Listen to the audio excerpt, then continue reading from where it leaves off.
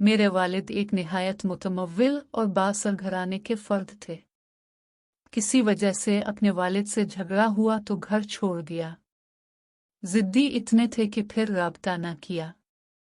मेरे दादा ने उन्हें बहुत ढूंढ अलिफ मगर कामयाबी न हुई। इस दौरान मेरे वालिद ने मेरी माँ से शादी कर ली और शादी के 1 साल बाद मेरी पैदाइश हुई।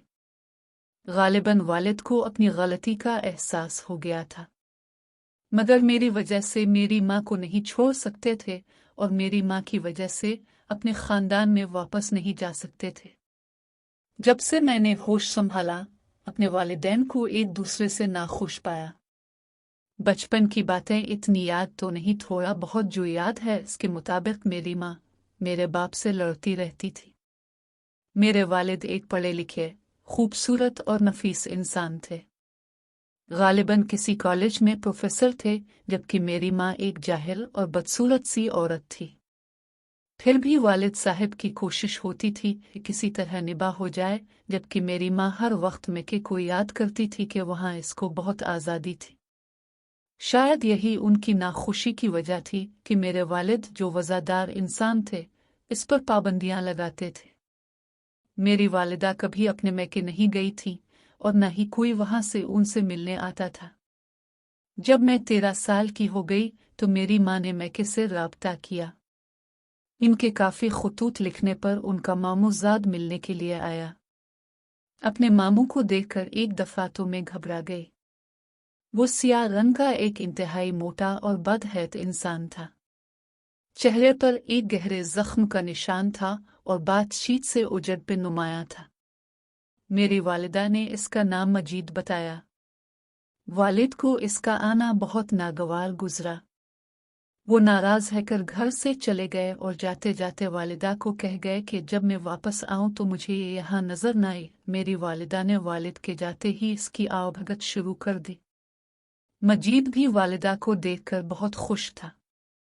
दोनों काफी देर तक बातें करते रहे और फिर जैसे वो शख्स अचानक आया था वैसे ही घर से अचानक चला गया। मुझे नहीं मालूम मेरी माँ और इसमें क्या बातचीत हुई, मगर अगले रोज से ही इसने मेरे बाप से शदीद झगड़ा शुरू कर दिया और हर वक्त तलाक का मुतालबा करने लगी। मेरी माँ अब मेरे बाप को कोसने देती कि उसने मेरी आज़ादी सल्ब करके जिंदगी तबाह कर दी है और अब वो मजीद इस जहन्नम में नहीं रह सकती। वालिद ने वालिदा को समझाने की बहुत कोशिश की, मगर वो किसी सूरत मानने को तैयार न हुई। इस पर अबू ने कहा कि तुम्हें तलाक इस सूरत में दूंगा कि बच्चे अपने पास रखूंगा। माँ को मेरे भाई की जर्रा भर परवाह नहीं थी। वो वैसे ही हर वक्त बीमार रहता था और माँ की तवज्जो हासिल करने के लिए रोता रहता था, जबकि माँ उसे धुतकारती रहती थी। लेकिन मेरी माँ मुझे नहीं छोड़ता चाहती थी। मैं अपने बाप से बहुत प्यार करती थी और वो भी मुझे बहुत चाहते थे। माँ को शायद इस बात का अंदाज़ा था कि मैं हरगिज़ उनके साथ न जाऊंगी, इसलिए चोरी छे मजीद के साथ मिलकर मंसूबा बनाया और एक रात सबको नशा आवर दूध पिला दिया। नीम मदहोशी में मुझे जितना याद पड़ता है कि रात को माँ ने मजीद के साथ मिलकर मुझे गाड़ी में बिठाया और नामालूम मकाम की तरफ रवाना हो गई। जब अगली सुबह मुझे होश आया तो मैं माँ के मैके में थी। अजीब सी जगह और निहायत गंदा सा घर था जो एक तंग और तारीक गली में था, जिसमें मजीद की तरह के और बहुत सी औरतें, मर्द और बच्चे मौजूद थे। मैं घबरा कर रोने लगी। अबू बहुत याद आ रहे थे। जब मैंने ज्यादा चीखना चलाना शुरू किया तो मजीद ने मुझे बुरी तरह मारा और धमकी दी कि अब आवाज निकाली तो मैं तुम्हारे भाई का गला घूंट दूंगा। यही नहीं, उसने इस कमजोर से बच्चे को उठाकर जमीन पर पटक दिया, जिससे वो मासूम बेहोश हो गया। मैं अपने भाई से बहुत मोहब्बत करती थी, इसलिए इसकी खातिर चुप हो गई।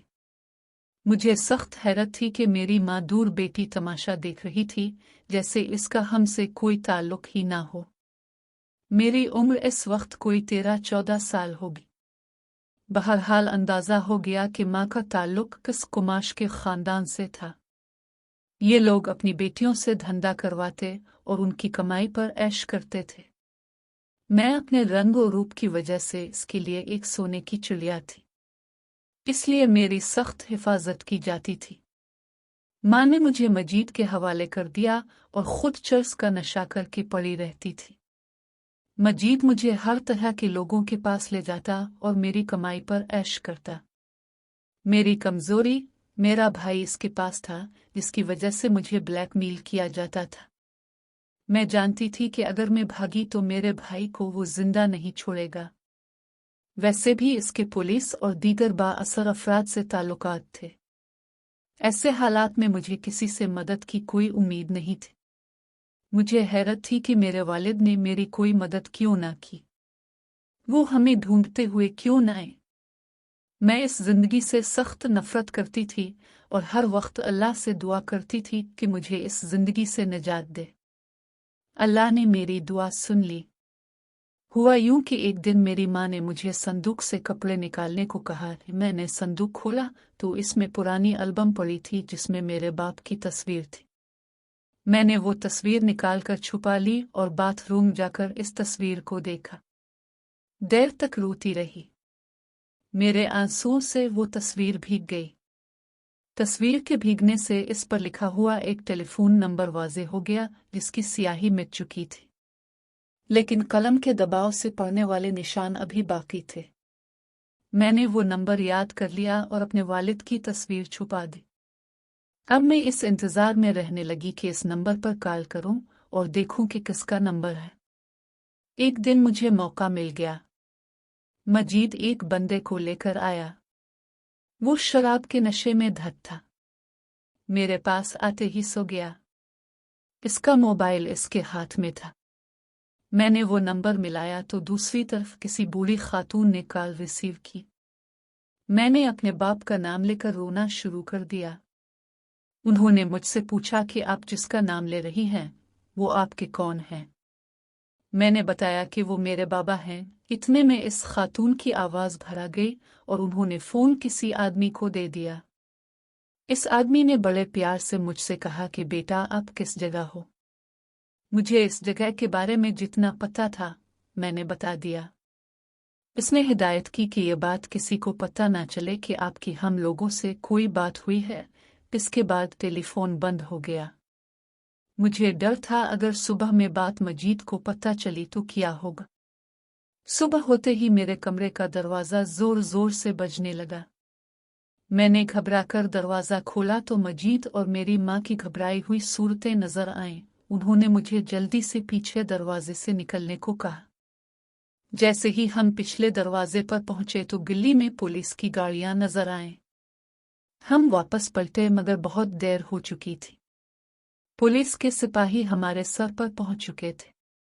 उन्होंने फौरन मजीद और मेरी माँ को गिरफ्तार कर लिया। हमें थाने ले जाया गया। वहां पर एक बुजुर्ग खातून और एक इंतहाई बारोक शख्सियत के मालिक इंसान मौजूद थे। चेहरे से अपने बाबा की शबाहत नजर आई। मैंने रोना शुरू कर दिया। खातून ने फौरन अपने सीने से लगाया और तसल्ली दी। थानेदार और दीगर सरकारी हुक्काम उनसे काफी मरूब नजर आ रहे थे। हमें फौरन उनके हवाले कर दिया गया। वो लोग हमें एक आलीशान हवेली में ले।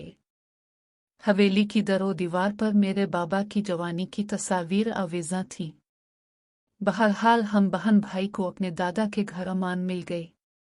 दौरान तफ्तीश मजीद और मेरी माँ ने दिलखराश इंकिशाफ किया कि इस रात जब मुझे अगवा किया गया तो दोनों ने मिलकर मेरे नेक सिफत बाबा का गला घूंट दिया था। मेरे दादा ने उन पर केस कर दिया और दोनों को फांसी की सजा हुई। इस वाकया को 10 साल बीत गए हैं। मेरी शादी अपने बाबा के खानदान में हो गई और मैं अपने शौहर और बच्चों के साथ बहुत खुश और खुर्रम जिंदगी गुजार रही हूँ। मेरे भाई को आला तालीम के लिए अमेरिका भिजवा दिया गया। मुझे अपनी जिंदगी से कोई शिकायत नहीं और हर वक्त रब का शुक्र अदा करती हूँ।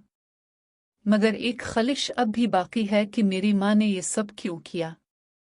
मेरे बाप की गलती ये थी कि वो एक शरीफ आदमी थे और मेरी माँ के चुंगल में फंसकर अपनी सारी जिंदगी हम दोनों बच्चों की वजह से तकलीफ में गुजारी। एक अच्छे प्यार करने वाले शौहर को छोड़कर बुराई की दलदल में फंसने की इतनी कशिश मेरी माँ को क्यों थी। अपनी औलाद को भी दांव पर लगा दिया। शायद सच है कि इंसान अपनी फितरत को नहीं बदल सकता और जहाँ का खमीर होता है वहीं से सुकून मिलता है और बुरा करने का अंजाम हमेशा बुरा ही होता है। काश मेरे अबू ने अपना घर ना छोड़ा होता। अगर आपको ये वीडियो अच्छी लगी है तो मेरे चैनल को सब्सक्राइब कर दें। शुक्रिया।